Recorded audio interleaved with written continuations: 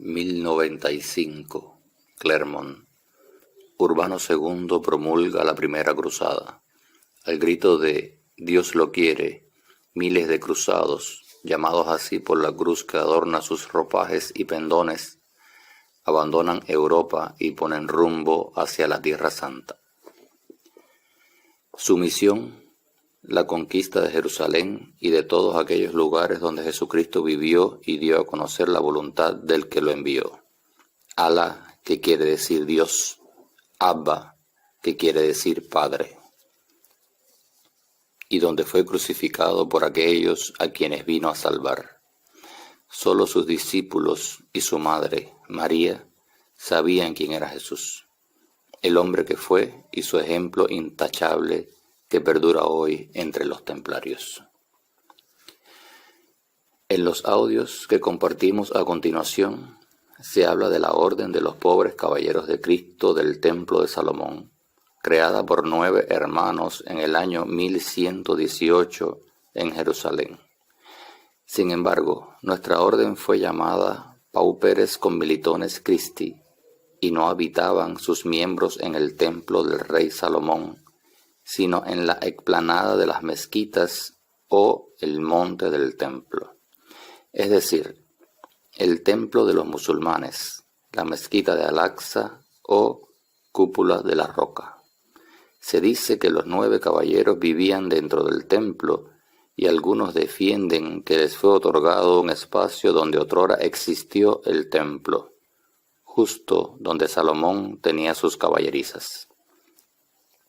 No era pues el templo sagrado aquel donde tenía el arca de la alianza o el santo sepulcro. Mucho se inventa en torno a esto, y también hay mucha especulación sobre los orígenes del temple. No faltan los que han soñado con la creación de la orden antes de 1118. Un grupo llamado Orden Soberana del Temple de Cristo dice que la hermandad se fundó en el castillo de Argini. Otros, que fue creada por el mismísimo Godofredo de Bouillon, duque de la Baja Lorena, en 1099, luego que se conquistara la Ciudad Santa. Y no faltan los que plantean que la primera cruz usada por los templarios era la cruz del Patriarca de Jerusalén. Eso ya lo hemos hablado en este canal. La primera cruz fue una cruz latina sencilla, paté, de gules, otorgada por el Papa Eugenio III en 1147. Dice Guillermo de Tiro, obispo e historiador de Tierra Santa, que no tenían distintivo alguno los caballeros del templo. ¿De dónde pues inventaron los neotemplarios que nuestros primeros hermanos fundadores usaron una cruz patriarcal? ¿De dónde inventaron que su primera morada estaba en el templo de Salomón? ¿Acaso no saben que dicho templo fue destruido y en su lugar se volvió a erigir otro por orden del rey Herodes, y que también éste fue arrasado? Y luego los musulmanes construyeron sus templos llamados mezquitas. Hay que leer y contrastar las fuentes. Hay que investigar bien antes de creer todo lo que se dice. ¿Por qué tanta mentira y especulación sobre los templarios? ¿Por qué no se ponen de acuerdo todos los historiadores y escritores? Desde tiempos inmemoriales, los hombres defienden y sostienen sus ideales o políticas, batallas y mentiras inventadas para sus propios fines o beneficios. Todo por el interés personal y no por un bien colectivo. Y todos pasan por alto ese mandamiento que dice: no matarás y no dirás falso testimonio. Hermano templario, sé valiente y recto, protege a los indefensos, di la verdad siempre, aunque te conduzca a la muerte, y sé justo. Honor y gloria, fuerza y valor. Honra tu cruz y tu espada, honra nuestro Bausán cada día y con tu actuar cotidiano. No a nosotros, Jesús, sino a tu nombre yo daré la gloria. Al Padre, a su Hijo y a su Madre, nuestra Santa y Virgen María. Cristo nos habló también de un Paráclito, el Espíritu Santo, nuestro Espíritu templario. Manteneos firmes en la batalla y defended al Maestre, al Temple y la bandera de nuestra orden. Vive Dios. Alá endereza el camino de aquellos que le siguen. Seamos uno por Cristo, nuestro compañero de camino, Maestro y Señor. Él nos dejó un legado, y esta es la mayor verdad. Yo soy el camino, nadie va al Padre sino por mí. Conoceréis esta verdad y os haré libres. Non nobis. Un fuerte abrazo, salud, paz y prosperidad para todos.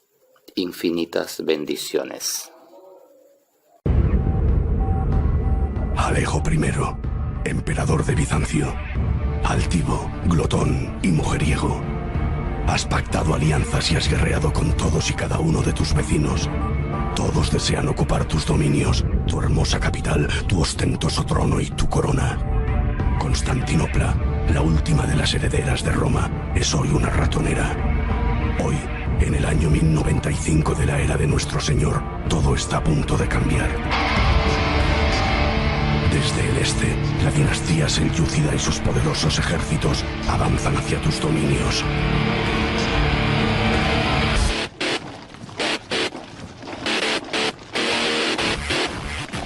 No tienes suficientes soldados para hacer frente a esta bestia. Esta vez, las cruces no podrán frenar a quienes portan el Corán en sus manos. Hoy escribirás una carta, se la enviarás al poderoso Papa de Occidente, le pedirás ayuda en nombre de toda la cristiandad y rezarás. Rezarás porque aparezca un gigantesco ejército de valientes cristianos dispuestos a plantar cara a esta amenaza. O porque un rayo caiga de los cielos y envíe a todos esos sarracenos directamente al infierno. Tu mensaje recorrerá Europa. Y aunque tú no llegues a saberlo nunca, esa maldita carta provocará una guerra eterna. Las cruzadas.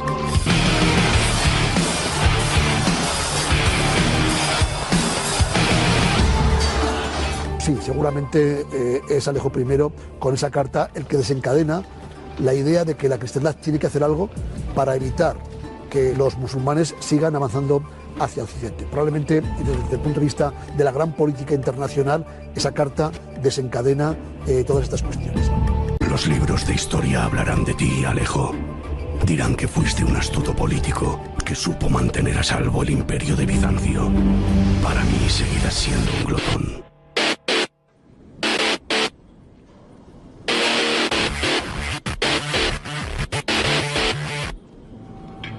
Antes de la carta de Alejo I hay una serie de movimientos que propugnan la unidad del mundo cristiano contra el Islam. Esas primeras acciones se producen precisamente en la península ibérica, porque no hacía falta ir a Jerusalén a combatir contra los musulmanes. Los musulmanes estaban dentro de Europa, estaban aquí, estaban en lo que hoy es España. En el año 1085 de la era de nuestro Señor, Alfonso VI, rey de León, tomará las plazas de Coimbra, Madrid y Toledo. Poco después, un fuerte contingente almorávide desembarcará en la península para socorrer a sus hermanos musulmanes y derrotarán a los leoneses en la batalla de Sagrajas. En el año del Señor de 1094, Rodrigo Díaz de Vivar, el Cid, conquistará Valencia. En este momento, la Reconquista se encuentra en una fase relativamente temprana, pese a que hace ya más de 3 siglos que hablamos de la llegada de los musulmanes a la península ibérica y de que ya se han recuperado ciertos territorios de importancia. Se ha producido, de hecho, lo que se ha llegado a llamar la precruzada. Europa toma conciencia del proceso de la Reconquista, toma conciencia de que los musulmanes están ahí del mismo modo que están en Oriente y que también deben ser combatidos. Por lo tanto, era muy interesante para Roma y para el papado y para toda la Iglesia en general el reconquistar España. La idea de unir a todas las naciones cristianas de Europa bajo un único estandarte lleva ya demasiado tiempo rondando tu cabeza. Y esa carta que reclama tu ayuda llega en el momento más adecuado. Parece que hubiera caído de los cielos. Eres urbano, el segundo, el Papa de Roma. ¿Quién mejor que tú para liderar esa unión de infantes, reyes y caballeros contra los enemigos de Dios? Hoy te armarás de valor y declararás la primera de las muchas cruzadas que están por venir. Urbano II es un papa muy peculiar. Probablemente le hubiera gustado ser más el general que dirigía unas tropas, que dirigía un ejército, que no el pastor de los cristianos, el pastor de los católicos, que es el Papa de Roma, ¿no? Urbano II proclama la cruzada, la primera cruzada, en las campas, en las afueras de la ciudad de Clermont, influido por la Carta de Alejo, por supuesto, pero también llamado por esa idea que había aparecido unos años antes de que algo había que hacer para frenar esa segunda oleada que se preveía del Islam hacia Europa, ¿no? A las afueras de la ciudad de Clermont se han reunido miles de fieles, dispuestos a dejarse seducir por tus palabras. Háblales de todas las atrocidades que están sufriendo nuestros hermanos cristianos de Oriente. Miénteles, diles que incluso han llegado a quemar iglesias. Diles que tú, o mejor aún, diles que Dios nuestro Señor les ordena partir inmediatamente a destruir a esa raza vil que ocupa la Santa Tierra. Promételes que todo aquel que muera en este empeño será absuelto de sus pecados. Promételes la vida eterna. Y cuando les preguntes si pondrán su espada al servicio de esta guerra santa, todos ellos gritarán: Dios lo quiere, Dios lo quiere. Ese es el grito de los cruzados, ¿no? Dios lo quiere. Lo que el Papa en este discurso reclama es la unidad. Dice: acabad con vuestros enfrentamientos, no somos el enemigo, los cristianos no somos enemigos, tenemos que unirnos en contra del enemigo. El enemigo es el musulmán, el enemigo es el sarraceno. El Papa Urbano II llamó a las armas a los europeos para ir a defender y liberar la Tierra Santa. Sí que nos da idea de un personaje, un papa muy imbuido de ese espíritu que llamamos de reconquista en la península ibérica, de cruzada en general, y que desde luego debió de provocar y provocó un efecto muy inmediato en la gente de su tiempo, porque hubo una respuesta masiva a la llamada del Papa en ese discurso, en esa predicación llamando a la cruzada en Clermont-Ferrand en 1095.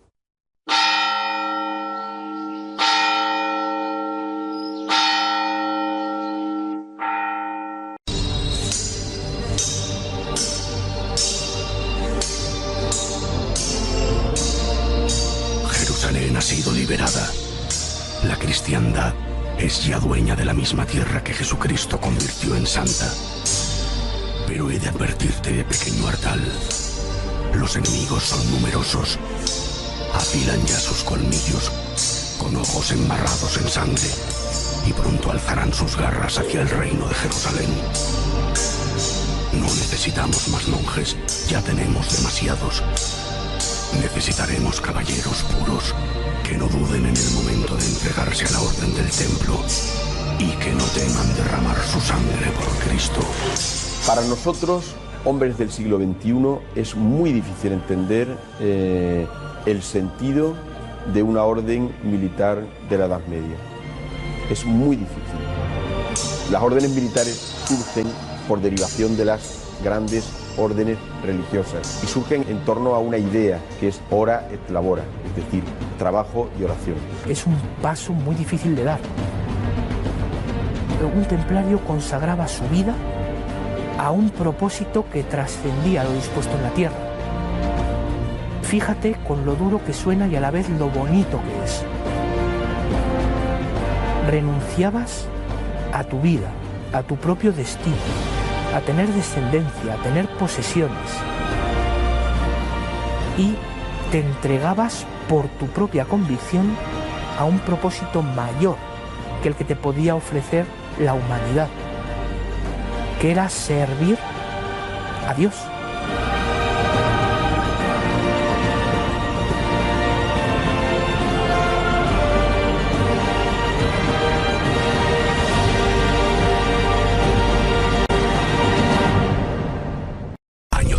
De 1118, los cristianos gobiernan en Jerusalén.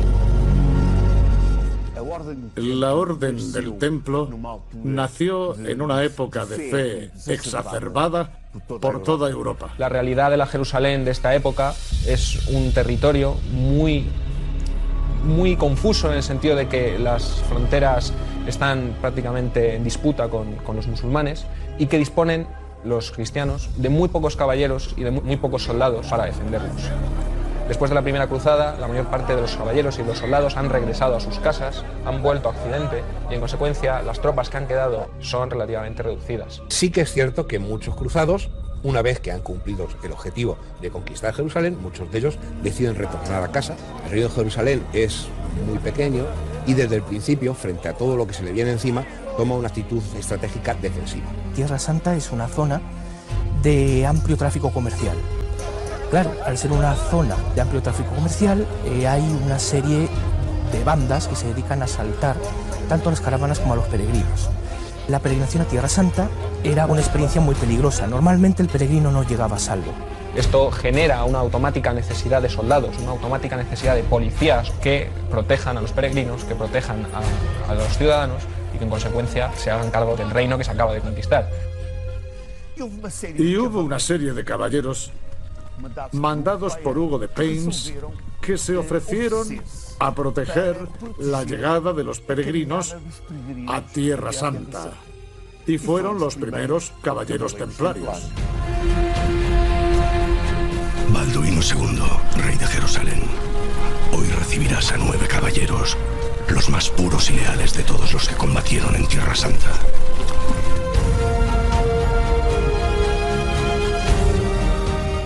Caballeros que no acuden a ti en busca de un título o de nuevas oportunidades.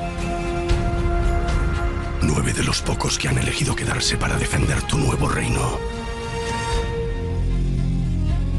Quizás sus ropas no sean las más apropiadas para presentarse ante un rey. Están sucias y gastadas, pero fíjate en sus armas. Si quieres seguir sentándote en ese trono, vas a necesitar hombres que sepan para qué sirve una espada.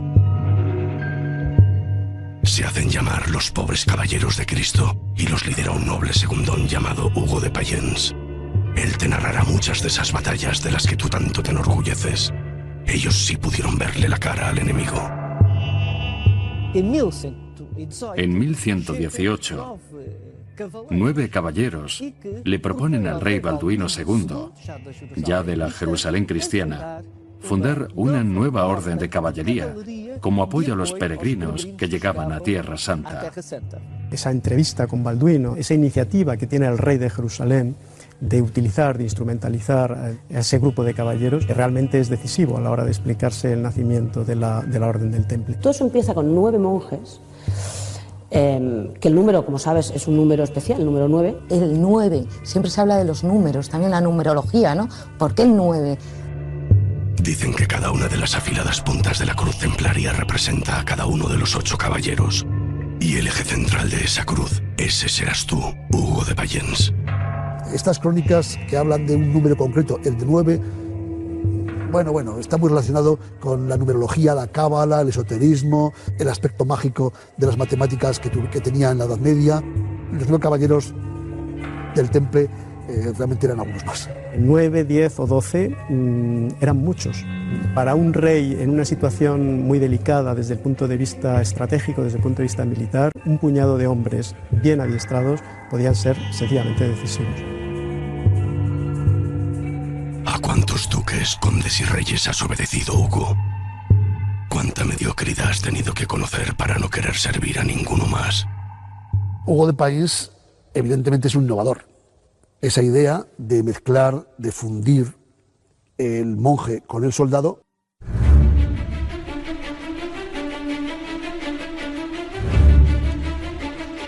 El templo construido por Salomón ha sido tantas veces profanado que el día en el que tú, Hugo, y tus caballeros entréis en él, solo hallaréis ruinas.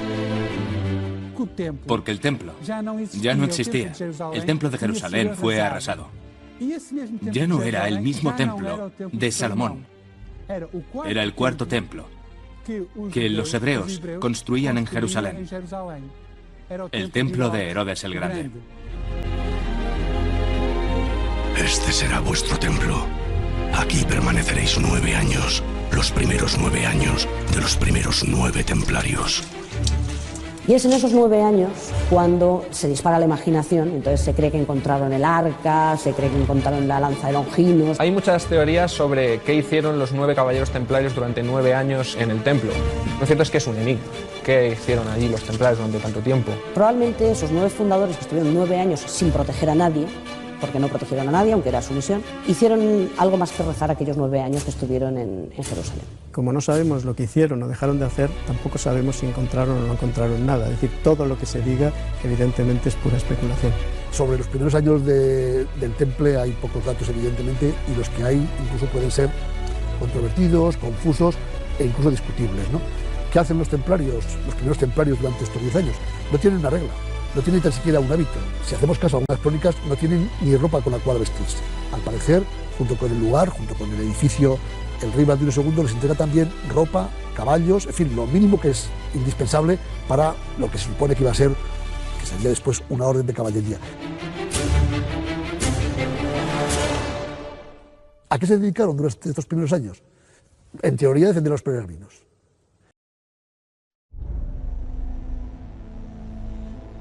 Solo han pasado 30 años desde el nacimiento de la Orden en Jerusalén. Hugo de Payens, su fundador, y los 3 primeros maestres que le sucedieron pasaron ya a mejor vida.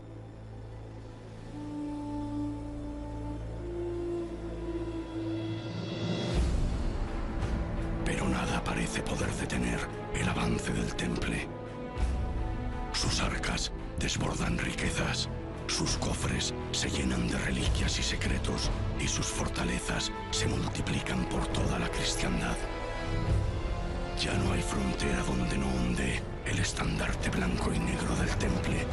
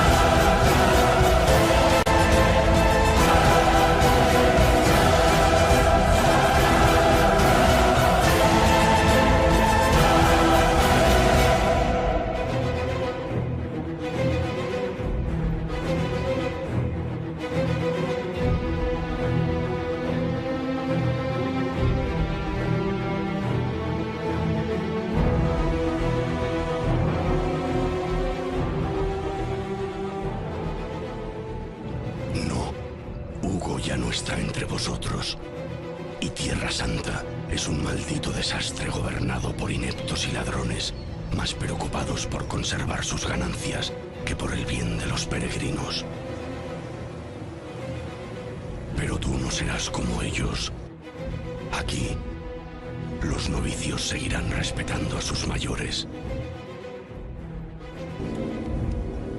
Poco importa si emiten o no su voto de pobreza, pues te asegurarás de que no vuelvan a poseer absolutamente nada.